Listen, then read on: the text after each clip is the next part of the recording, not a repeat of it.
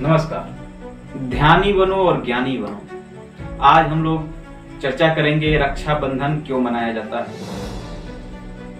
मैंने तमाम बहनों से पूछा कि आप ये रक्षा सूत्र भाई के कलाई में बांध रही हैं तो क्यों बांध रही हैं और इसका प्रचलन कब से हुआ, लेकिन किसी के पास जवाब न था। दोस्तों, इसी तरह तमाम चीजें समाज में चलती चली आ रही हैं, लेकिन किसी को ये तक नहीं पता है कि ये क्यों चल रहा है। बहुत अच्छा त्योहार है, बहनों और भाइयों के बीच में प्रेम है, लेकिन आज हम लोग इसी बात पे डिस्कशन करेंगे कि ये त्योहार क्यों मनाया जाता है और कब से इसका प्रचलन है।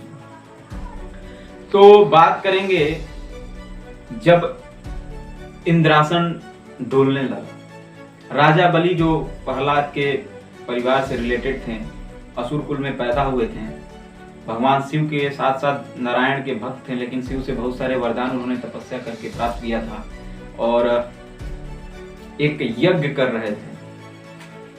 उस यज्ञ को करते समय इंद्रासन डोलने लगा और सभी देवताओं को डर सताने लगा कि ये परम प्रतापी जो है इंद्रासन ले लेगा और अमृत ले लेगा तो फिर देवताओं का क्या। इस समस्या से परेशान होकर के सारे देवता भगवान विष्णु के पास जाते हैं। भगवान विष्णु वामन अवतार लेकर के धरती पर आते हैं और भिक्षा लेने के लिए राजा बलि के पास जाते हैं। उन्होंने राजा बलि से 3 कदम भूमि मांगी। राजा बलि जो है प्रतिबद्ध होकर के उन्हें भूमि देने के लिए राजी हुए। फिर उन्होंने अपना आकार बहुत बड़ा बढ़ाया और उसके बाद जो है पहले ही कदम में पूरे यूनिवर्स को नाप लिया और दूसरे कदम में पृथ्वी और तीसरा कदम बचा। तो उन्होंने राजा बलि से पूछा कि अब मुझे तीसरा कदम भूमि कहाँ मिलेगा। तो राजा बलि इतने बड़े त्यागी, उन्होंने खुद के सिर पर उनके पैर को रखा करके खुद को ही मान दिया। दोस्तों, परम शक्ति परम ईश्वर को जानने के लिए खुद को पूरी तरह से त्याग देना ही पड़ता है, वरना आप हिंदू, मुस्लिम, सिख, ईसाई तमाम धर्मों के हिसाब से चलेंगे तो कुछ समझ में नहीं आएगा और आपका जीवन यूं ही खत्म हो जाएगा। बात पे आएंगे। उसके बाद 52 अवतार विष्णु पाताल लोक की रक्षा के लिए प्रतिबद्ध हो जाते हैं, क्योंकि वो बहुत प्रसन्न होते हैं। राजा बलि से पूछते हैं तो राजा बलि की यही मांग थी।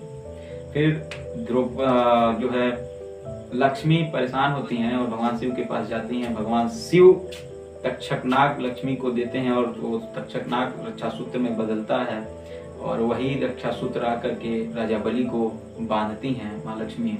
उसके बाद राजा बलि से भगवान विष्णु को मांग लेती है। पहली कहानी तो ये। दूसरी बात कि रक्षा सूत्र की उत्पत्ति कब हुई। हुआ ये था कि उसी समय इंद्र असुरों से युद्ध हारते चले जा रहे थे और उनकी पत्नी तपस्या करके एक रक्षा सूत्र पाती है और वही रक्षा सूत्र जाकर के इंद्र को बांधती हैं और फिर जाकर के इंद्र का विजय हुआ। तो वहां से रक्षा सूत्र की उत्पत्ति हुई। लेकिन बहन भाई की कलाई पर राखी बांधेंगे इसकी स्टार्टिंग कब हुई। तो हुआ ये था दोस्तों, भगवान कृष्ण एक बार शिशुपाल और राजसभा में जाते हैं तो शिशुपाल जो है भगवान कृष्ण को अब्यूज करता है और 100 गलतियां भगवान कृष्ण माफ करते हैं। लेकिन जैसे ही 100 गलतियां पूरी होती हैं तो वे अपने सुदर्शन चक्र से शिशुपाल के सिर को अलग कर देते हैं और उसकी वहीं मृत्यु हो जाती है। इस घटनाक्रम में भगवान कृष्ण का जो है उंगली कट जाता है और वहां पर उपस्थित द्रौपदी अपने साड़ी का आंचल फाड़ करके कृष्ण के उंगली पर बांध देती है। कृष्ण वहां से वचन देते हैं और फिर द्रौपदी का जब चीरहरण हो रहा था तो वहां पर जाकर के रक्षा करते हैं। तो इन्हीं तमाम चीजों को लेकर के एक बहन भाई की कलाई पर राखी बांधती हैं। और सबसे बड़ी बात ये, भाई बाद में रक्षा करता है, पहले बहन रक्षा करती है, फिर भाई रक्षा करने का वचन लेता है।